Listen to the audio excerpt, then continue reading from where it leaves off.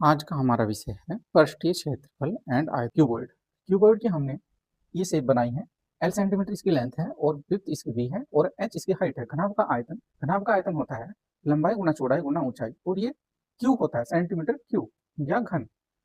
अब घनाभ का विकर्ण होता है L under root L square plus B square plus H square. घनाभ का संपूर्ण पृष्ठ का क्षेत्रफल 2 into L B plus B H plus H L centimetre square होता है। घन क्यूब होता है।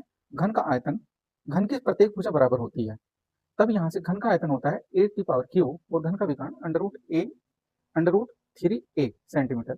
घन का संपूर्ण पृष्ठ का क्षेत्रफल होता है 6a स्क्वायर सेंटीमीटर स्क्वायर।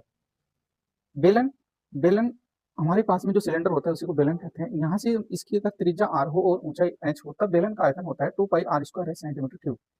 बेलन का वर्ग पृष्ठ का क्षेत्रफल होता है 2 pi R H centimetre square. यदि हमारे पास में सभी ऊंचाई, संपूर्ण पृष्ठ का क्षेत्रफल होता है 2 pi R into H plus R centimetre square. हमारे पास में शंकु कोण होता है। कोण की यदि सलांट हाइट, तिर्यक ऊंचाई एल हो, एल सेंटीमीटर, ऊंचाई एच सेंटीमीटर और त्रिज्या आर सेंटीमीटर हो, तब शंकु की तिर्यक ऊंचाई एल बराबर हो जाएगी under root R square plus H square centimetre में। शंकु का आयतन होता है 1/3 pi R square H centimetre cube. शंकु का वक्र पृष्ठ pi R L centimetre square. शंकु का संपूर्ण पृष्ठ pi R into L plus R centimetre square. तो यहाँ से गोले का आयतन 4/3 pi R cube centimetre cube. गोले का वक्र पृष्ठ 4 pi R square centimetre square.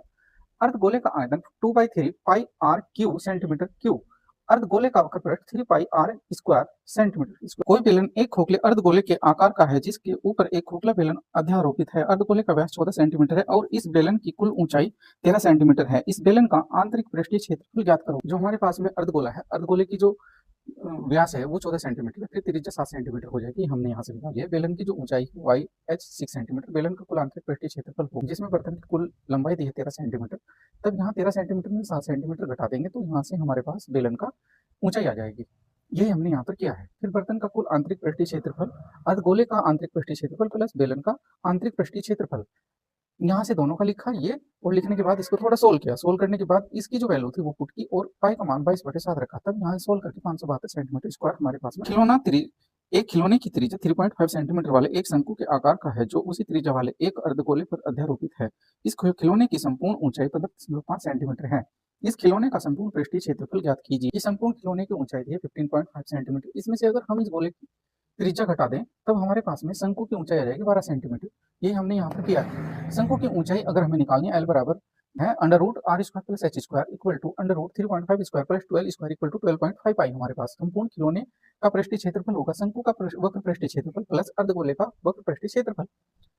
ये पाई आर एल होता है और ये 2 पाई आर स्क्वायर होता है। इनको